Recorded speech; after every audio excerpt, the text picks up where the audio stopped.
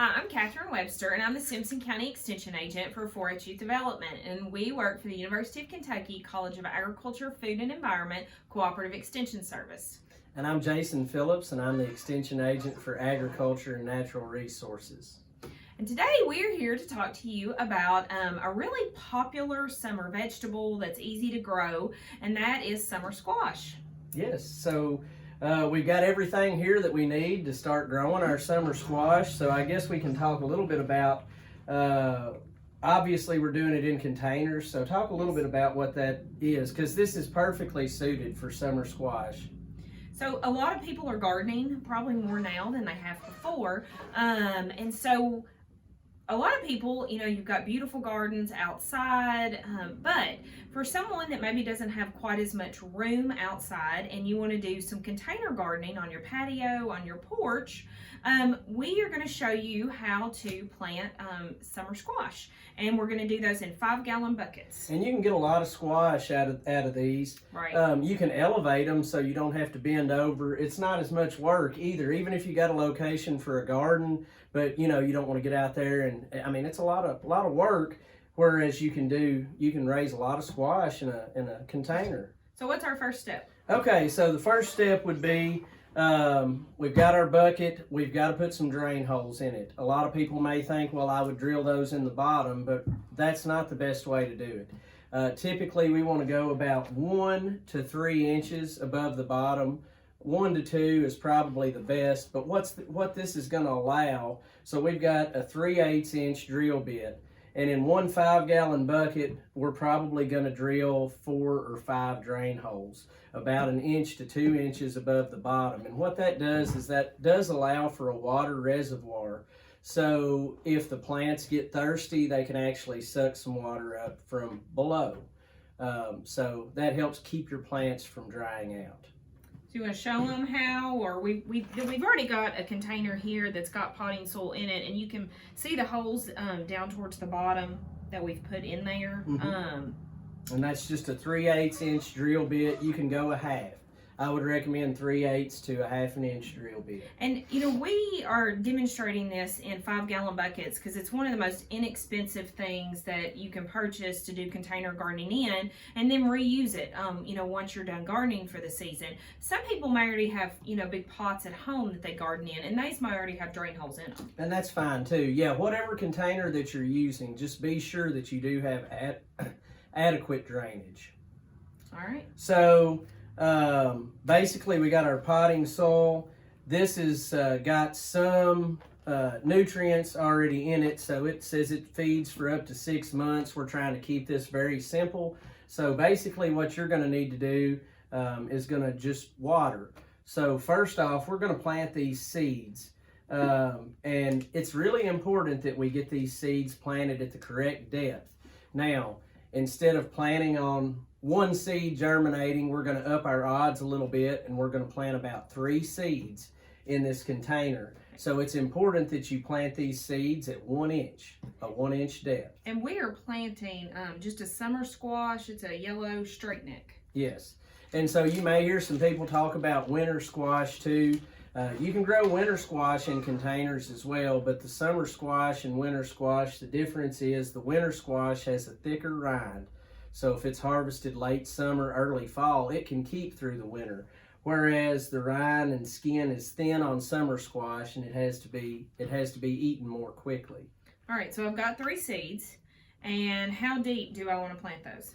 So we want to plant them 1 inch. And what we did was we just took a Sharpie and actually marked with a paint pen 1 inch. This is more precise than just, it needs to be about the width of your finger, but this works well because we can put it at the proper depth. And so for this container, about 3? 3 would be good. All right. And out of those 3, we're hoping that 1 germinates and grows, but we might have all 3, in which case we would have to thin those out. So you could transplant another squash plant to another container or anywhere else that you might have. So we've got them in the soil. Remember that the soil will settle some, so that's why we try to fill it up when we fill it up close to the top, because as you water, it's gonna settle some. Now, one thing too to bear in mind when we're trying to get these seeds to germinate is we need to do it after the last risk of frost. So in Kentucky, we do have some resources here. ID 128, Home Vegetable Gardening in Kentucky. Depending on where you're located throughout the state, it could be late April through early May would be the earliest safe planting date for winter squash, but it's got to be after risk of frost. And just remember again that it could settle, so we want to get it close to the top. And when we plant these seeds, it's important too to water with a fine mist, because we don't want to get like a strong hose or a steady flow of water that pushes the soil down deeper or the seed down deeper, because then actually we could get our seed to the incorrect seeding depth. So we need a light mist, and you'll want to keep it moist in order to get the seed germinated, and you'll probably have to water 2 to 3 times a day. It kind of depends on how much sun their container's getting. So do they want to put their containers in full sun? Summer squash does prefer full sun, like most cucurbits. It's in the cucurbit family. They grow good in the summer. So yeah, they're going to prefer full sun. But if you do start them fairly early and you've got a cool night in the forecast, the nice thing about a container is you can carry it inside and try to avoid some cold damage. So we put the holes in their container. We filled it with potting soil, which already has the fertilizer in it. We just did 3 holes about 1 inch deep. We put the seeds in it. I just lightly covered it. How much water should we give this to get started?